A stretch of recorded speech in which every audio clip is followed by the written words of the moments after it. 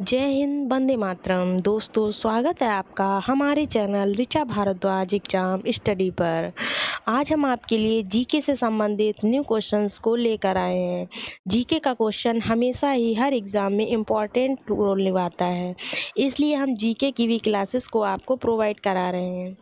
GK की class के लिए आपको हमारे channel Richa Bhardwaj exam study को सब्सक्राइब करना है और बेल आइकन को भी प्रेस करना है। चलिए आज की इस वीडियो को हम शुरू करते हैं।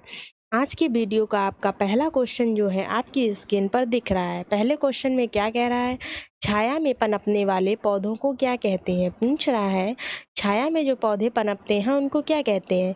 हेलियोफाइट्स कहते हैं, थियोफाइट्स कहते हैं, सियोकाइट्स कहते हैं, या फिर इनमें से कोई भी नहीं। आपका बताना है इन चारों में से आपका राइट आंसर कौन सा हो जाएगा। तो देखिए, इन चारों में से आपका राइट आंसर है ऑप्शन नंबर सी, सियोकाइट्रस कहते हैं। छाया में जो पौधे पनपते हैं उनको हम सियोकाइट्रस कहते हैं। चलिए नेक्स्ट क्वेश्चन क्या कह रहा है आपका। अगला क्वेश्चन कह रहा है मनुष्य में मुख्य श्वसन अंग क्या है। पूछ रहा है मनुष्य के जो श्वसन अंग होते हैं उसमें से मुख्य श्वसन अंग क्या होता है। आपसे पूछा जा रहा है फेफड़ा होता है, नाक होती है, ट्रैकिया होता है, या फिर क्लोम होता है। आपको बताना है चारों में से सही आंसर इस क्वेश्चन का क्या हो जाएगा। तो वो है आपका फेफड़ा। फेफड़ा मनुष्य में मुख्य श्वसन अंग होता है। चलिए नेक्स्ट क्वेश्चन देखते हैं। नेक्स्ट क्वेश्चन कह रहा है निम्न में से कौन सी बीमारी श्वसन तंत्र से संबंधित है। कौन सी बीमारी पूछी जा रही है जो कि श्वसन तंत्र से संबंधित हो। डायरिया होती है, टीबी होती है, निमोनिया होती है, या फिर बी और सी दोनों होते हैं। तो श्वसन तंत्र से संबंधित जो आपकी बीमारी होती है वो कौन सी होती है। तो वो आपकी टीबी और निमोनिया दोनों ही होती हैं।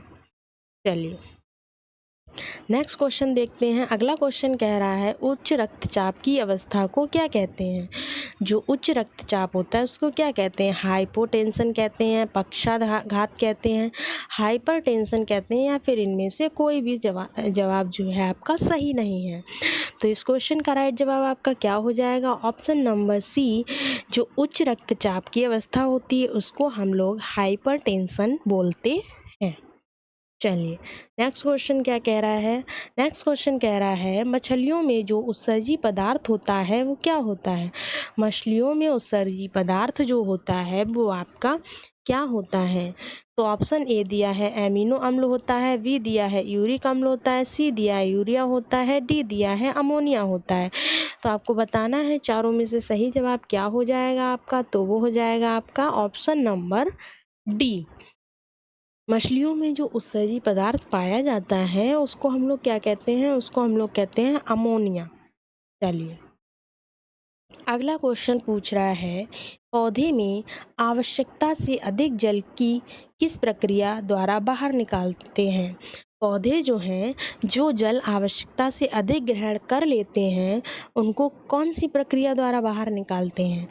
तो ऑप्शन में दिया है अवशोषण के द्वारा निकालते हैं, बाष्पोत्सर्जन के द्वारा निकालते हैं, उत्सर्जन के द्वारा निकालते हैं, या फिर प्रकाश संश्लेषण के द्वारा निकालते हैं। आपको बताना है इन चारों में से सही जवाब क्या हो जाएगा। तो वो हो जाएगा आपका ऑप्शन नंबर बी। पौधों में आवश्यकता से अधिक जो जल होता है उसको वे बाष्पोत्सर्जन क्रिया के द्वारा बाहर निकालते हैं। किस क्रिया के द्वारा, बाष्पोत्सर्जन क्रिया के द्वारा। चलिए नेक्स्ट क्वेश्चन देखते हैं। क्वेश्चन नंबर 7 क्या कह रहा है। क्वेश्चन नंबर 7 कह रहा है निम्न में से किसे प्रकाश संश्लेषी अंगक कहते हैं। क्या पूछ रहा है, प्रकाश संश्लेषी अंगक किसे कहते हैं। पत्ती को कहते हैं, हरित लवक को कहते हैं, स्टोमाटा को कहते हैं, या फिर जड़ को कहते हैं। आपको बताना है इन चारों में से सही जवाब आपका क्या हो जाएगा।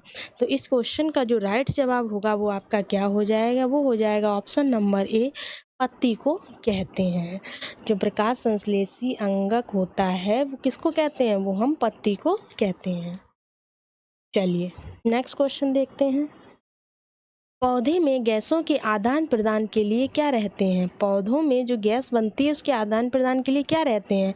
जड़ों से होता है, रंध्र से होता है, आपका टहनी से होता है या फिर तना से होता है।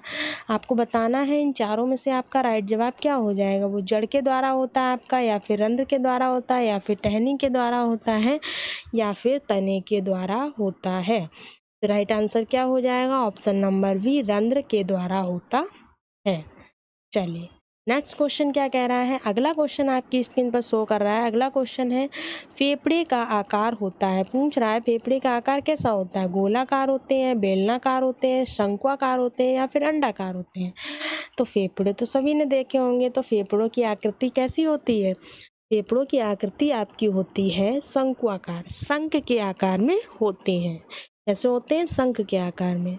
चलिए नेक्स्ट क्वेश्चन कह रहा है, भोजन का पाचन किस प्रकार की अवक्रिया होती है। भोजन को पचाना किस प्रकार की अवक्रिया है। उपचयन होती है, संयोजन होती है, अपचयन होती है, या फिर विस्थापन होती है। तो इस क्वेश्चन का राइट जवाब क्या हो जाएगा, ऑप्शन नंबर ए, उपचयन होती है। भोजन का पाचन जो होता है वो उपचयन प्रक्रिया के द्वारा होता है। चलिए नेक्स्ट क्वेश्चन क्या कह रहा है।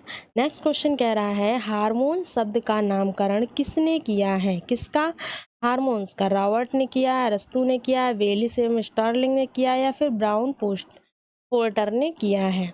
चारों में से इस क्वेश्चन का राइट आंसर क्या है आपका, तो वो हो जाएगा वेलिस एंड स्टार्लिंग ने किया है। नेक्स्ट क्वेश्चन देखते हैं। क्वेश्चन नंबर 12 क्या कह रहा है। क्वेश्चन नंबर 12 कह रहा है, पृथक्करण का नियम किसने दिया है।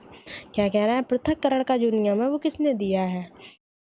एसिरियंस ने दिया है, डार्विन ने दिया है, मेंडल ने दिया है, या फिर बेबीलोनियन ने दिया है।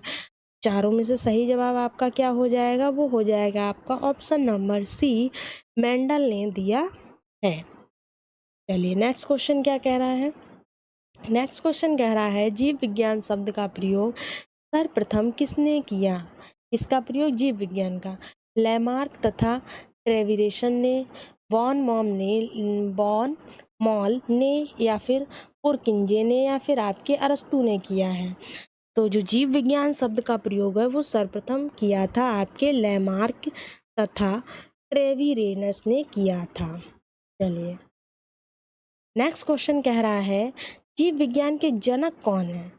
अब आपसे क्या पूछा जा रहा है, अब आपसे पूछा जा रहा है जीव विज्ञान के जो जनक हैं ना उनका नाम आपको बताना है। लैमार्क हैं, डार्विन हैं, अरस्तू हैं, या फिर ट्रेविनेरस हैं। तो राइट आंसर इसका क्या हो जाएगा, ऑप्शन नंबर सी, अरस्तू जो है वो आपके जीव विज्ञान के जनक माने जाते हैं। चलिए नेक्स्ट क्वेश्चन देखते हैं। अगला क्वेश्चन कह रहा है, वनस्पति विज्ञान के जनक के नाम से जाने जाते हैं कौन। देखिए तीनों ही क्वेश्चन मैच करते हुए हैं तो इनको थोड़ा ध्यान से पढ़ें। वनस्पति विज्ञान के जनक पूछे जा रहे हैं, किसके पूछे जा रहे हैं, वनस्पति विज्ञान के। थियोफ्रेस्टस हैं, डार्विन हैं, पुरकिंजे हैं, या फिर अरस्तू हैं। तो चारों में से इस क्वेश्चन का राइट आंसर क्या हो जाएगा, तो वो हो जाएगा आपका थियोफ्रेस्टस जो है वनस्पति विज्ञान के जनक माने जाते हैं। नेक्स्ट क्वेश्चन क्या कह रहा है। नेक्स्ट क्वेश्चन कह रहा है, बॉटनी शब्द की उत्पत्ति किस भाषा के शब्द से हुई है। किसकी पूछ रहा है, बॉटनी की पूछ रहा है। ग्रीक से हुई है आपकी, लैटिन से हुई है, फ्रेंच से हुई है, या फिर पुर्तगाली से हुई है। तो आपको इन चारों में से राइट आंसर क्या हो जाएगा, तो वो हो जाएगा आपका ऑप्शन नंबर ए, ग्रीक भाषा से हुई है। चलिए नेक्स्ट क्वेश्चन कह रहा है, फाइकोलॉजी में किसका अध्ययन किया जाता है। क्या पूछ रहा है, फाइकोलॉजी में किसका अध्ययन किया जाता है, कवक का, शैवाल का, विषाणु का, या फिर ये भी सभी। चारों में से सही जवाब क्या हो जाएगा आपका, तो वो हो जाएगा आपका ऑप्शन नंबर बी, फाइकोलॉजी में शैवाल का अध्ययन किया जाता है। किसका किया जाता है, शैवाल का। चलिए नेक्स्ट क्वेश्चन देखते हैं। पर्यावरण का अध्ययन जीव विज्ञान की किस शाखा के अंतर्गत किया जाता है। क्या पूछ रहे हैं, पर्यावरण का जो अध्ययन है वो जीव विज्ञान की कौन सी शाखा के अंतर्गत किया जाता है। ऑप्शन ए बार्गिक, आनुवंशिकी, या कारकी, या फिर पारिस्थितिकी। चारों में से सही जवाब आपका इस क्वेश्चन का क्या हो जाएगा, तो वो हो जाएगा आपका ऑप्शन नंबर डी, पारिस्थितिकी जो है उसमें पर्यावरण का अध्ययन जीव विज्ञान के अंतर्गत आता है। चलिए नेक्स्ट क्वेश्चन देखते हैं। क्वेश्चन नंबर 19 क्या कह रहा है, डेंड्रोलॉजी का संबंध किससे है। क्या पूछ रहा है, डेंड्रोलॉजी का संबंध किससे है। पौधों के अध्ययन से है, पुष्पों के अध्ययन से है, झाड़ियों के अध्ययन से, या फिर वृक्षों के अध्ययन से है। चारों में से सही जवाब क्या हो जाएगा? तो सही जवाब आपका होगा ऑप्शन नंबर सी, झाड़ियों के अध्ययन से। डेंड्रोलॉजी का मतलब है झाड़ियों का अध्ययन। चलिए नेक्स्ट क्वेश्चन देखते हैं। क्वेश्चन नंबर 20 क्या कह रहा है? पुष्पों का अध्ययन क्या कहलाता है? मोस्ट इम्पॉर्टेंट, क्या पूछा गया है? पुष्पों का अध्ययन। तो एग्रेस्टोलॉजी कहलाता है, फिनोलॉजी कहलाता है, एंथोलॉजी कहलाता है, या इनमें से कोई नहीं? तो आपको बताना है चारों में से सही जवाब क्या हो जाएगा। तो वो हो जाएगा आपका ऑप्शन नंबर सी, एंथोलॉजी कहलाता है। चलिए चलिए बच्चों, आपके क्वेश्चंस आज के कंप्लीट हुए। आज की क्लास में इतना ही है। बच्चों, अगर आपने हमारे चैनल को लाइक सब्सक्राइब और शेयर नहीं किया है तो प्लीज़ चैनल को लाइक सब्सक्राइब और शेयर करें। हमारे चैनल पर आपको जीके से संबंधित क्वेश्चंस, हिंदी से संबंधित सारे क्वेश्चंस और आपके जो हिंदी के प्रैक्टिस सेट है वो सारे ही आपको प्रैक्टिस करवाई जा रही है। हिंदी, जीके और आपकी करंट अफेयर की डेली अपडेट की क्लास आपकी ली जाती है। तो हमारे चैनल को लाइक सब्सक्राइब और शेयर करें। Thank you.